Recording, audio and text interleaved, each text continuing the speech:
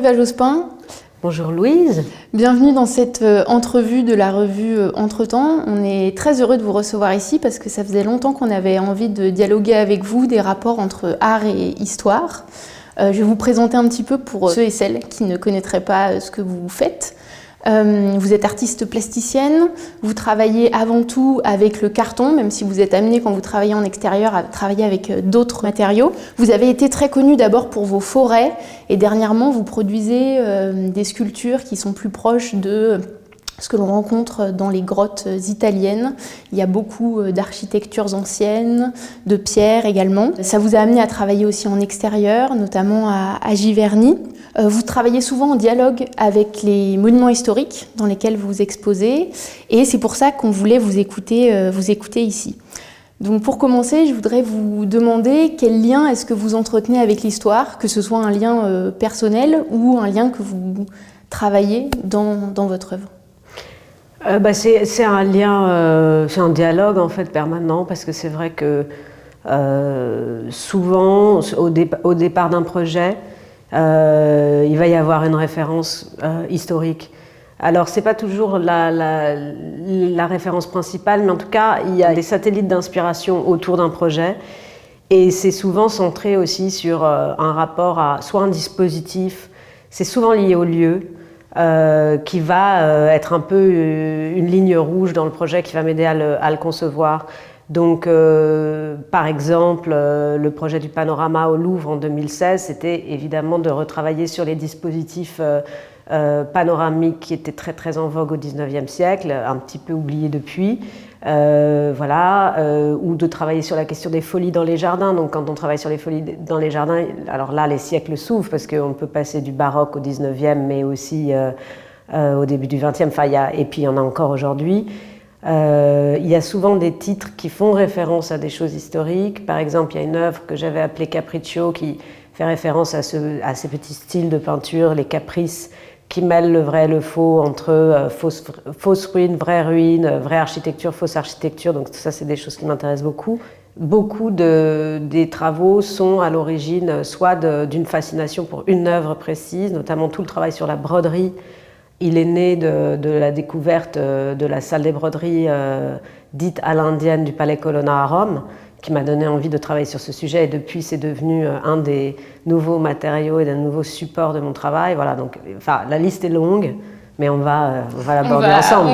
On va y revenir. Voilà. Et justement dans ce rapport, est-ce que vous avez une période de documentation avant de travailler ou est-ce que c'est vraiment quelque chose qui vous avez parlé du lien au lieu? Est-ce que c'est plus de l'ordre de la construction peu à peu ou est-ce que c'est très structuré? D'abord vous documentez, ensuite vous passez à une phase plus de production de l'œuvre et ensuite vous la montez? En fait, c'est un petit peu plus organique que ça et ça dépend des projets. Mais c'est vrai que souvent j'ai des envies que je vais garder longtemps avant de pouvoir les faire parce que chaque projet en moyenne, surtout les productions qui sont un peu de grand format, en production, ça va me prendre 3-4 mois et parfois plusieurs mois encore de développement. Donc, dans l'année, je ne peux pas faire 15 projets parce que c'est vrai que j'aime faire des choses de grand format. Donc, forcément, je ne vais pas avoir 10-15 projets dans l'année. Je vais travailler sur 3-4 projets, puis des œuvres plus petites, des séries de dessins, etc.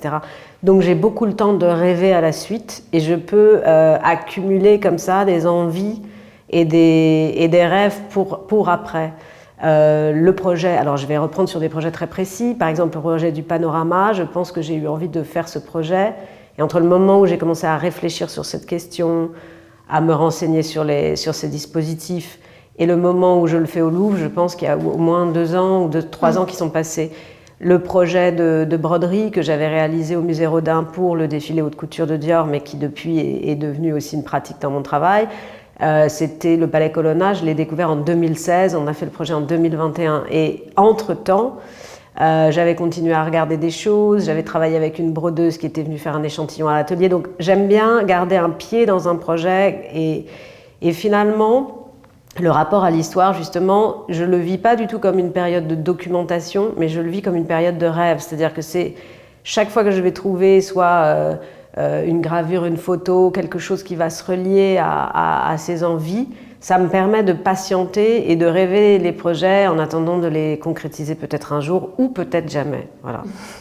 Et ça me fait penser à une autre question à laquelle j'avais réfléchi pour vous, c'est la question des mythes. Vous mettez souvent votre travail en lien avec des mythes, donc là la question du rêve m'y fait penser.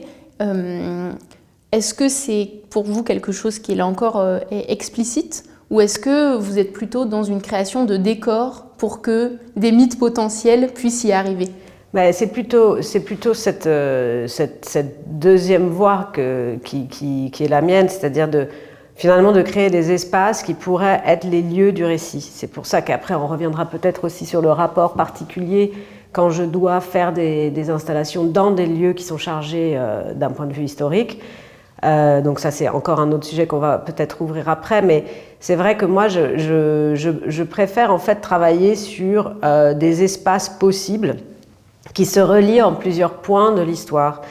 Et il y a des choses comme ça qui restent dans mon imaginaire, des exemples qui définissent un peu cette façon complètement entrelacée dont les époques se mêlent en fait. Donc par exemple, une des histoires qui m'intéresse beaucoup, puisque moi je m'intéresse aux grottes et aux jardins, c'est le style grotesque. Parce que le mot du style grotesque, par exemple, ça rappelle un événement, mais qui n'est absolument pas lié au style. C'est-à-dire que le style grotesque ne ressemble pas à une grotte.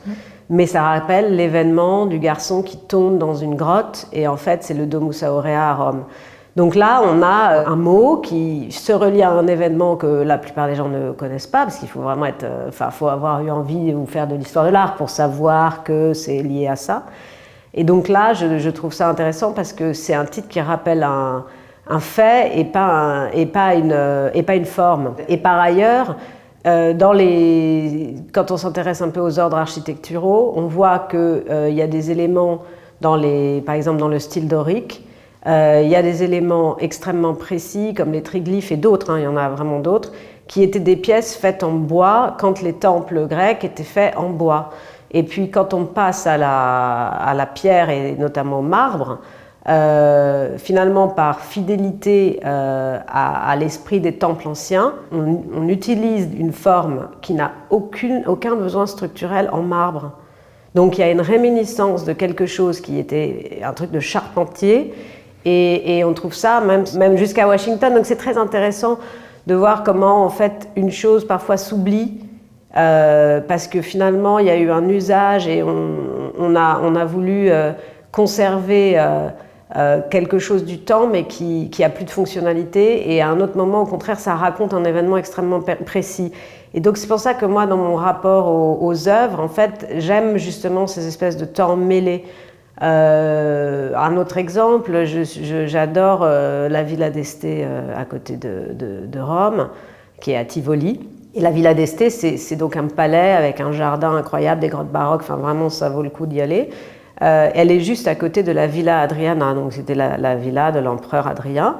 Dans la Villa Adriana a été retrouvée l'Artémis d'Éphèse, la Diane d'Éphèse. Cette Diane d'Éphèse, elle a été reproduite à l'intérieur de la Villa d'Este comme une espèce de sculpture de jardin. Et la Diane d'Éphèse, elle a de particulier qu'elle a des nombreux seins sur la poitrine. Elle doit en avoir 10 de chaque côté. Et dans la Villa d'Este, cette Diane d'Éphèse, chaque sein, c'est une fontaine. Mais en réalité, la Diane d'Éphèse qui est trouvée à Tivoli, elle vient d'Éphèse, et Éphèse c'est en Turquie, et c'est un grand temple grec. Donc au bout d'un moment, on se rend bien compte qu'en fait, toutes ces couches d'histoire, elles se mélangent. Visiblement, au moment où ils ont créé la Villa d'Este, il y avait besoin de se référer à un espace qui est juste à côté, mais qui est aussi un espace bien plus loin géographiquement. Et ce genre de choses, j'ai l'impression qu'en histoire, ou en tout cas dans la façon dont les œuvres se répondent, dans ton créé, comment on se réinspire de choses, il y a toujours quelque chose avant, et l'origine, on la rattrape jamais en fait, elle est toujours perdue. C'est pour ça que dans les œuvres que je fais, je n'ai pas envie d'inscrire une fiction ou un récit, mais plutôt l'espace du récit peut être oublié ou oublié partiellement ou à reprendre. Et moi-même, je rajoute une couche sur un récit précédent. C'est très intéressant parce que c'est comme si vous historicisiez le décor tout en enlevant à la fois les humains, les animaux qui peuvent y être.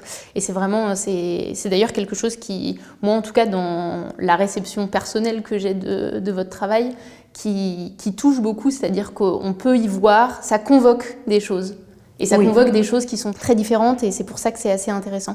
Vous avez parlé des problématiques de matériaux et de comment est-ce que, en passant d'un matériau à un autre, on pouvait soit garder certaines pratiques, soit en utiliser d'autres. Et je voulais justement vous poser la question de votre rapport aux matériaux. On a souvent ramené votre travail à la question de la fragilité, au fait que le carton était quelque chose qui pouvait être friable, fragile, etc.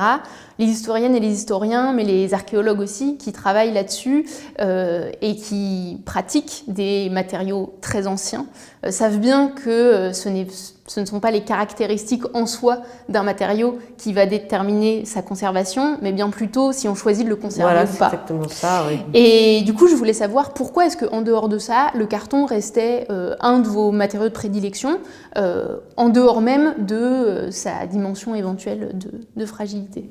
Alors, je vais essayer de faire une réponse qui ouvre pas trop de pistes, parce que malheureusement, il n'y a pas qu'une seule réponse. Déjà, en effet, oui, c'est tout à fait juste. Parfois, on m'interroge sur la question de la fragilité et j'aime bien prendre l'exemple des ronds-points parce que je ne suis pas sûre que dans 200 ans, on va garder toutes les sculptures en acier qui seront sur les ronds-points. On sait très bien dans l'histoire que voilà, les pierres des temples, on les utilise pour les fondations d'un autre truc. Enfin, jusqu'à une époque récente, l'extraction des matériaux, elle était coûteuse, le déplacement des matériaux aussi. Donc, une fois qu'un matériau avait été extrait et transformé, on le réutilisait. Donc, la conservation, elle est quand même liée à une volonté et à du hasard, plus qu'à l'état en lui-même du matériau, évidemment. Pourquoi l'insistance sur ce matériau? Il y a plusieurs raisons. C'est-à-dire qu'au départ, il y a un côté pratique, c'est-à-dire que j'avais envie de travailler sur des œuvres de plus grand format et de ne pas être empêchée par des problématiques économiques en fait. Et j'ai eu envie de remplacer le temps à chercher comment contacter tel artisan, faire un devis, trouver l'argent, comment réunir l'argent, à tout simplement du temps dans l'atelier de transformation par juste mes mains de quelque chose et pour pouvoir aller vers mes idées. Et c'est pour ça qu'au départ j'ai utilisé le carton. Et puis très vite, dès les premières œuvres, le sujet de la forêt s'est imposé et là il y avait quand même une forme d'évidence, de boucle en fait finalement entre le matériau que j'utilisais et le sujet de représentation dans une espèce de tentative un peu absurde et désespérée de lui redonner sa forme originale par l'artifice et le faux, ce qui est un peu le propre des œuvres d'art. Et qu'est-ce qui s'est passé? En fait, on a juste créé des œuvres pour nous et on n'a rien recréé du tout. On a créé pour nous. Donc il y avait un peu cette idée de boucle comme ça. Et puis finalement, le matériau aussi, il est, il est adapté à notre époque contemporaine. C'est-à-dire qu'en fait, moi, j'ai un côté un peu artisan quelque part, un peu bâtisseuse. Mais l'époque ne permet pas de créer un atelier de taille de pierre sur 4 générations où je pourrais transmettre mes techniques à mes enfants qui vont le faire sur 100 ans. Donc on est dans un autre monde, on est dans un monde de vitesse et moi j'ai envie de travailler un matériau que je peux transformer rapidement et au lieu que ça me prenne 2, 3, 4 ans, ça me prend 2, 3, 4 mois. Donc ça paraît déjà beaucoup, mais en réalité le matériau il est aussi complètement adapté à une époque où il n'y a plus d'œuvres d'art qui se créent sur plusieurs années en fait, ou très très très rarement. Les projets se développent sur plusieurs années, mais le temps passé concrètement sur des œuvres, il est rapide. Et donc c'était aussi cette histoire-là. Et puis l'autre chose aussi, c'est que j'ai fait une découverte en travaillant ce matériau, c'est que pour le transformer, il a fallu que je passe du temps à répéter des gestes qui sont presque les mêmes. C'est-à-dire faire toujours du même différent. Donc je taille une feuille, celle d'après, celle d'après, celle d'après, et en fait on se retrouve à avoir un geste répétitif. Et je me suis rendu compte en fait que la répétition et l'insistance sur le matériau ouvrent des choses qui peuvent se produire que parce qu'on a passé ce temps-là. Et c'est vrai que cette chose-là a été peut-être beaucoup plus explorée par les démarches conceptuelles ou liées à l'abstraction, en tout cas après la deuxième partie du XXe siècle dans l'art contemporain, où est l'art moderne et contemporain, et puis moins dans sa vision figurative, parce que finalement, je crois qu'on la rapportait trop à des formes d'académisme qui avaient un peu enfermé les gens. Mais il se trouve que, c'est pas moi qui l'invente, enfin, c'est toute l'histoire de l'anthropologie, chaque système a des qualités et a une logique qui est intéressante et qui est à explorer. Et donc c'est pour ça qu'aujourd'hui, des barrières sont tombées. Les classifications sur les œuvres entre le beau, le laid, les catégories entre la peinture d'histoire ou, je sais pas, la nature morte, etc. Tout ça, toutes ces barrières-là sont tombées. Beaucoup de choses ont la même, entre guillemets, valeur, c'est-à-dire que la valeur des œuvres, c'est l'intérêt qu'on leur porte, et il n'y a plus une grille de lecture comme ça académique. Et puis, il y a eu aussi un grand mouvement qui, moi, m'a profondément inspiré, c'est la déclassification aussi de ce qui est considéré comme un matériau utilisable pour l'art. Puisque avant, certains matériaux étaient nobles et d'autres absolument pas. Donc on ne pouvait pas créer des œuvres dans certains matériaux parce que ça aurait été juste pas considéré comme des œuvres d'art, mais comme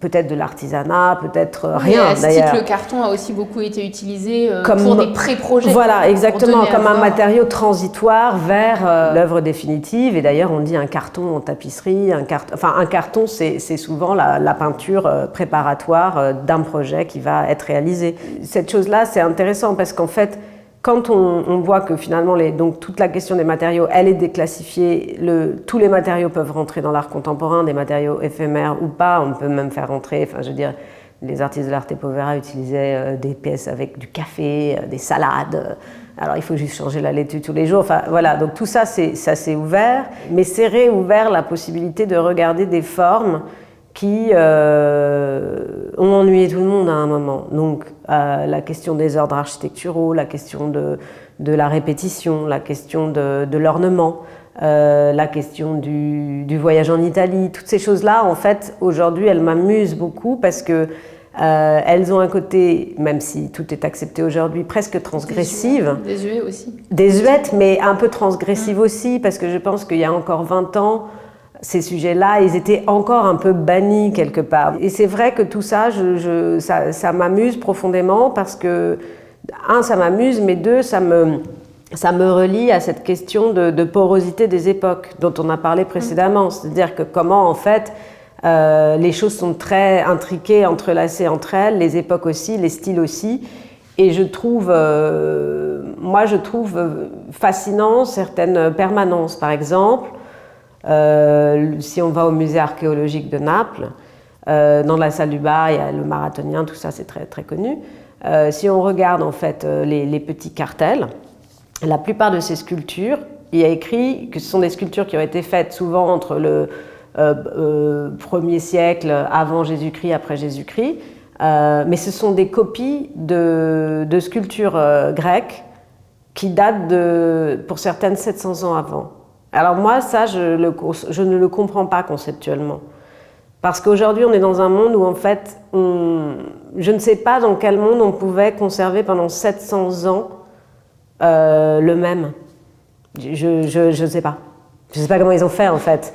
Alors peut-être les historiens d'art vont me l'expliquer, mais je trouve ça fou. Et aujourd'hui, on est exactement dans le contraire de ça. Et peut-être heureusement, d'ailleurs, parce que voilà, mais cette permanence comme ça par le style qui pourrait nous sembler quelque part superficiel, parce que pour certains le style c'est superficiel, je me demande si c'est si superficiel d'avoir ce lien comme ça qui chevauche les siècles. C'est quand même un truc un peu vertigineux.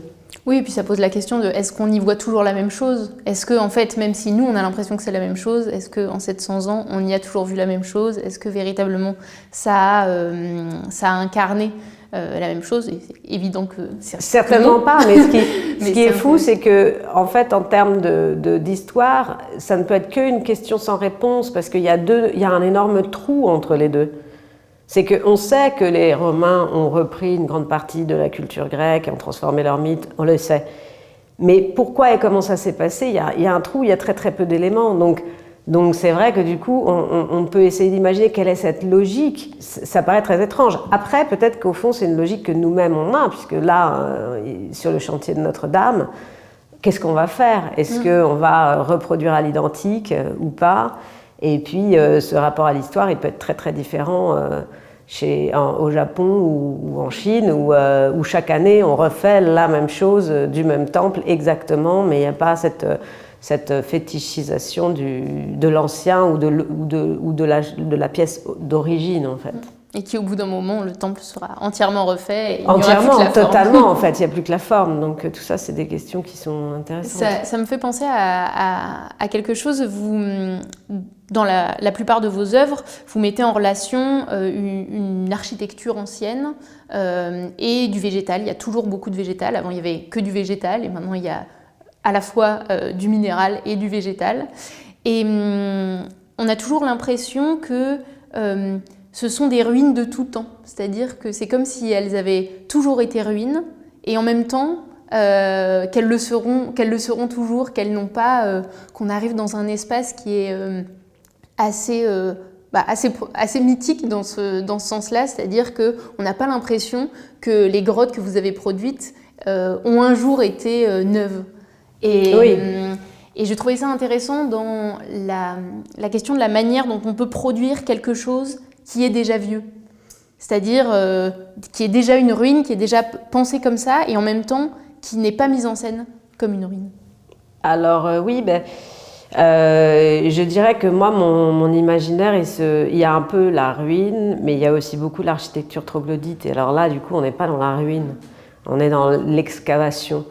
Et on est dans la symbiose, en fait, entre ce que produit la nature et puis comment on va venir sculpter directement la nature. Et ce qui est intéressant dans la ruine, c'est vraiment cette ambiguïté entre ce qui est produit par l'homme et ce qui est produit par la nature. C'est aussi pour ça que ça nous fascine, c'est qu'au fond, je pense que cette fascination pour les ruines, elle est beaucoup liée, évidemment, à une forme de memento mori, de tout passe, etc. Voilà, ça c'est sûr. Mais je pense qu'elle nous fascine parce qu'elle efface l'auteur. Et l'auteur, c'est pas l'auteur humain, c'est aussi l'auteur naturel. C'est-à-dire qui est l'auteur entre la nature et entre notre intervention. Et il y a à nouveau cette idée de symbiose. Et je pense que c'est quelque chose qui est frais et qui touche en même temps. Parce que quelque part, c'est toujours, entre guillemets, un rapport qui tombe d'un côté ou de l'autre. C'est-à-dire de l'ensauvagement ou, au contraire, la perte du lien avec la nature. À quel moment est l'équilibre? Est-ce que l'équilibre a déjà eu lieu? Et est-ce qu'il peut avoir lieu? Parce que la nature, il faut la respecter et en même temps la combattre. C'est faux qu'on ne peut pas la combattre. On doit la combattre, on doit avoir chaud. Il y a certaines espèces qui sont vénéneuses pour nous. Enfin, tous les aliments ne sont pas comestibles. Enfin, le premier rapport à la nature de toutes les espèces, c'est survivre. Donc, et la première chose, c'est évidemment les prédateurs, mais c'est beaucoup la nourriture aussi. Qu'est-ce qui va nous empoisonner? Quelle est la différence entre une cerise et une baie qui fait qu'on meurt? Donc la nature, elle ne peut pas être que accueillante et douce. Elle a toujours été les deux. Et aujourd'hui, on est dans un moment qui est très compliqué parce qu'on a la conscience que nous l'abîmons, mais elle ne peut pas devenir une alliée complète non plus. Parce qu'on va devoir quand même trouver notre survie dedans. Donc voilà. Et donc cette question de la ruine, elle fascine beaucoup parce que justement, elle est sur ce point de crête où c'est très indéfini de quel côté c'est tombé en fait. Voilà. Et par ailleurs, il se trouve aussi qu'au-delà de la question de la ruine, beaucoup de pays entretiennent pas forcément autant les villes. Et en 2, 3, 4 ans, en fait, cette imbrication, elle est permanente. Et même nous, dans nos fameuses zones d'activité commerciale, les fameuses ZAC, un entrepôt abandonné, enfin, en 2 secondes, les plantes repoussent, etc. Donc en fait, on pense du lien à la ruine, mais le lien à la ruine, il est quotidien. Et c'est un entretien quotidien que les bâtiments ne soient pas recouverts, ne s'effondrent pas, etc. Ça se produit extrêmement rapidement. Et comme on parle des bâtiments, je voudrais revenir justement sur votre travail en lien avec les bâtiments historiques dans lesquels il prend place souvent. Ça a été le cas à Montmajour, ça a été le cas au Louvre, ça a été le cas dans beaucoup de dispositifs que vous avez mis en place. Donc comment est-ce que vous travaillez ce lien au lieu et ce lien au bâtiment historique en tant qu'il projette déjà des choses? Déjà, j'essaye de comprendre comment trouver la bonne proportion. C'est-à-dire que c'est vraiment ça que je vais chercher en premier. Et généralement, je regarde l'espace et je vais être partisan du moindre effort. C'est-à-dire que je vais essayer de faire l'œuvre la plus grande petite possible. Grande parce que je veux qu'on ait quand même une sensation voilà, soit qu'on pénètre, soit que ça nous domine, etc. Mais en même temps, concrètement, si je me compare ou si j'arrive à rivaliser avec l'espace des lieux, c'est trop long, donc je ne pourrais pas le faire. Donc il faut que je trouve une forme et des proportions qui vont à la fois occuper les lieux, mais en même temps pas les surplomber et en même temps être suffisamment présent pour qu'ils ne soient pas non plus mangés par le lieu. Et ça, c'est vraiment tout un travail de proportion. Donc, par exemple, à l'abbaye de Montmajour, j'ai fait cette installation qui s'appelait Cénotaphe dans l'abbatiale, enfin dans le cœur de l'église. Et elle fait 16 mètres, le plafond c'est 16 mètres de haut. Donc voilà, et l'église elle est gigantesque. Donc j'ai tout de suite compris que j'allais pas travailler au sol en fait, j'allais travailler au contraire dans l'idée de quelque chose qui s'érige, qui nous fait lever la tête et finalement avoir une empreinte au sol assez réduite puisque l'œuvre faisait peut-être 3,50 m de diamètre, donc c'était pas tellement grand, mais elle faisait 10 mètres de haut. Et du coup, ça c'est la solution que j'ai trouvée. Pour m'insérer. Après, il y a toute la question du sujet de l'œuvre qui parle avec le bâtiment, puisque, par exemple, à l'abbaye de Montmajour, vous avez des tombes troglodytes dans une des cours qui sont creusées à même la pierre. Alors, les couvercles, les stèles, ou je ne sais pas comment on dit, qui les recouvraient, on les a pas retrouvées. Mais par contre, l'excavation comme ça, à la forme des corps dans la roche, ça, personne ne les a jamais enlevés, puisque c'est creusé à la même la roche. Et donc, ça m'a amusé de travailler sur l'idée d'un cénotaphe, c'est-à-dire qu'un cénotaphe, c'est un tombeau sans corps, puisque finalement, il y a déjà un cénotaphe troglodyte à l'intérieur de l'abbaye. Et en même temps, le cénotaphe, c'est aussi, je regarde beaucoup les architectures à l'intérieur des églises. Parce que j'aime beaucoup, soit les cénotaphes, mais ça peut être des baldaquins, enfin, il y a les autels, etc. Il y a beaucoup de choses. Et je suis toujours assez fascinée de voir que ces formes qui ne sont pas des architectures reprennent les codes de l'architecture. Donc il va y avoir des colonnes, il va y avoir des styles, il va y avoir des entablements, des choses qui ne sont absolument pas nécessaires. On pourrait les construire complètement autrement. Et je trouve ça assez étrange. Et pareil, souvent aussi sur les petits coffres, il y a des choses comme ça où on va retrouver des chapiteaux de colonnes. Et c'est très étrange en fait ce rapport finalement à l'échelle et à la miniature et à l'échelle qui se transforme en permanence en fait. Donc voilà, ça par exemple, ça c'était un peu la façon dont j'ai travaillé pour l'abbaye de Montmajour. Mais et puis pour d'autres lieux, c'était encore d'autres choses. Par exemple sur le panorama au Louvre, comme je m'inspirais au milieu de la cour carrée, j'ai travaillé avec l'idée du reflet pour que ce soit finalement les façades de la cour carrée qui se reflètent sur l'œuvre. Donc c'était une façon d'être présente, mais en même temps ça devenait un espèce d'objet un peu furtif grâce à l'effet miroir, et ça devenait aussi un panorama à l'extérieur. Donc il y avait un double panorama à l'intérieur à travers l'œuvre qui était une grotte et une forêt, et puis à l'extérieur puisqu'il y avait tout le reflet des façades. Donc c'est voilà comment en fait s'insérer en apportant quelque chose, mais en même temps sans complètement perturber, et essayer de trouver un équilibre entre ce qui existe et et qui fait qu'à la fois on va peut-être aussi regarder les lieux. Oui, une histoire de la juste place. Oui, c'est ça. Et à une autre échelle, un autre lieu, on a déjà beaucoup parlé dans cet entretien de l'Italie, enfin, en tout cas c'est revenu à plein de reprises.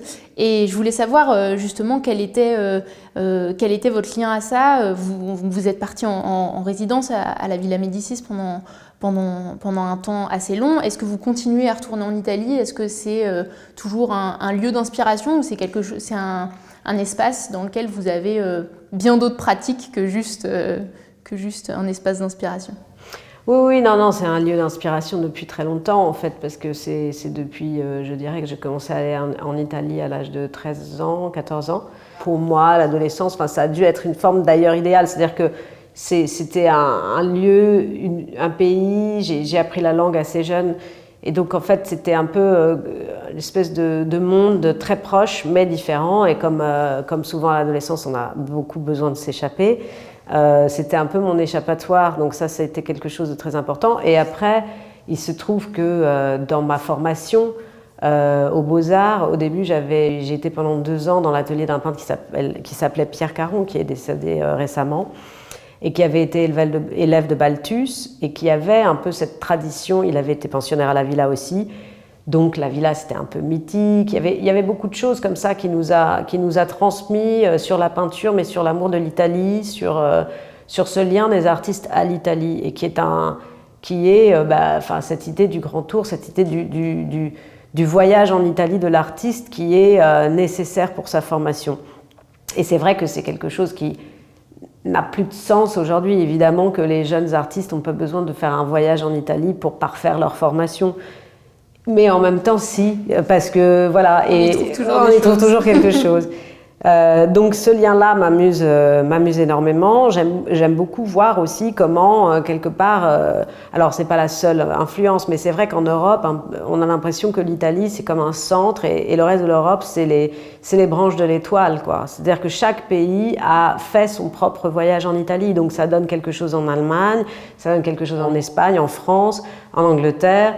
Et puis après, il y a toute la peinture hollandaise où là, on pourrait dire que c'est plus, à un moment, c'est un face-à-face, parce que finalement, c'est certainement le pays qui a le plus influencé l'Italie étrangement. Enfin, pas étrangement, mais voilà, là, il y a un face-à-face très fort, mais qui finit par se retourner quand même. Et l'Italie, reste cette espèce de... Voilà, c'est le cœur de la vision culturelle en Europe, c'est évident. Enfin, historiquement, c'est vraiment comme ça que ça s'est produit, avec plein d'éléments, avec chacun des courants, des choses. Et chaque culture a amené sa petite transformation, en a fait un dérivé, en fait. Et c'est ça que je trouve très intéressant. C'est pour ça que je peux beaucoup aimer un peintre comme Hubert Robert.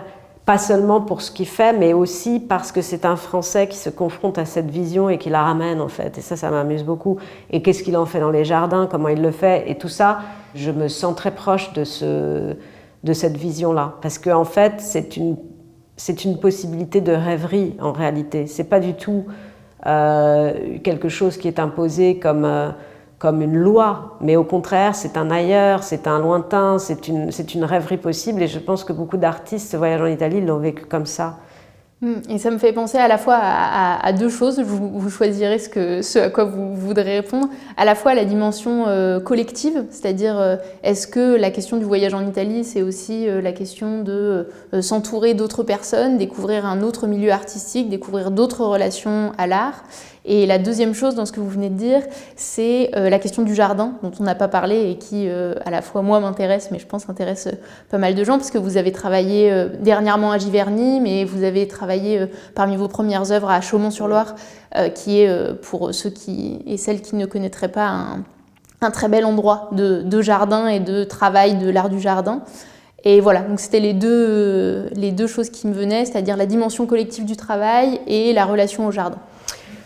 Alors la dimension collective du travail, elle est concrète dans l'atelier. C'est-à-dire qu'aujourd'hui, pour chaque projet, je vais avoir une petite équipe et je ne vais pas faire tout toute seule parce que ça prendrait trop de temps, c'est pas possible. Donc cette dimension collective, elle est vraiment dans l'atelier assez quotidiennement. Mais si on pense à la dimension collective de cette idée de voyage en Italie, quelque part, elle est assez peu présente.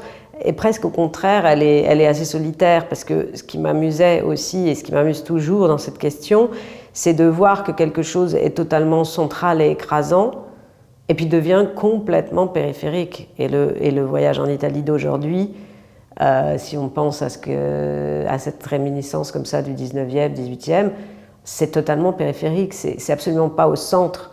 Donc c'est quand c'est plus au centre que ça m'intéresse. Donc je ne sais pas si c'est si collectif que ça, parce que je pense que si tout le monde était en train de faire ce voyage en Italie, moi je ne serais pas sur ce chemin. Non, mais ça aurait pu vous permettre, vous, de rencontrer des gens qui étaient dans la même démarche. Non, mais bien sûr, ça m'a permis, mais bon, c'est pas non plus une démarche extrêmement commune, c'est ça que je veux dire. Et je crois que justement tout s'intéresse, puisqu'on parle aussi de cette question de l'histoire, je pense que pas seulement moi, je pense qu'il y a beaucoup d'autres artistes qui sont revenus vers ça, mais c'est vrai qu'il y a eu un moment où je pense que certains artistes ont eu envie de ressaisir des formes qui quelque part, étaient sorties du langage artistique, et les réinterroger, et le faire avec beaucoup de liberté et d'ironie aussi, parce que tout ça, c'est pas pour recréer des vrais ordres architecturaux, ce serait l'angoisse totale, mais en fait, l'espace de l'art est un espace interrogatif où on peut se permettre d'aller chercher autour de certaines notions, puisque finalement, c'est aussi ce que fait l'art conceptuel d'une autre façon. Donc, à travers la forme ou à travers le lien à l'histoire, je me réinterroge sur des problématiques comme ce que je viens de dire, c'est-à-dire qu'est-ce qui est le commun complet et qu'est-ce qui devient la désuétude totale. Peut-être que dans 200 ans, on aura des artistes qui feront un projet sur Instagram et personne ne se souviendra de ce que c'était. Donc, ou même les panoramas, qui étaient des choses extrêmement visitées, extrêmement populaires. Certains panoramas étaient visités par 2 millions de personnes. C'est un pré-cinéma, en fait. Et puis, tout d'un coup, on ne sait même pas ce que c'est. On a complètement oublié. Donc, encore une fois, ce rapport à l'oubli, c'est toujours les mêmes problématiques qui reviennent, en fait, dans la conversation. C'est-à-dire, qu'est-ce qui marque des époques, puis on ne sait même plus pourquoi on l'a fait. Par exemple, moi, j'ai découvert, en travaillant sur les panoramas, que les nymphéas de Monet, au départ, c'était un projet de panorama. Finalement, il ne l'a pas fait en panorama. Et pour moi, il avait inventé cette forme-là panoramique, ce qui est quand même absurde, parce que, non, c'était une des formes les plus communes du 19e siècle. Ce qui n'enlève rien à Monet, parce que c'est sublime. Et d'ailleurs, je conseille à tout le monde de retourner voir les nymphéas le plus souvent possible. Mais voilà, comment, en fait, on retombe dans des ignorances très, très rapidement. L'oubli est assez instantané. Ce sera beau, on finira sur la nécessité d'historiciser. Merci beaucoup. Mais je vous en prie. D'avoir discuté avec nous, Eva Jospin, et peut-être nous reparlerons jardin. Oui, c'est vrai que du coup on n'a pas parlé sur les jardins. Mais il faudrait que je fasse mon jardin avant d'en parler, parce que j'en ai beaucoup parlé, mais maintenant il faut vraiment que je me mette à arrêter d'en parler et commencer à le faire. Voilà. Merci beaucoup. Merci à vous.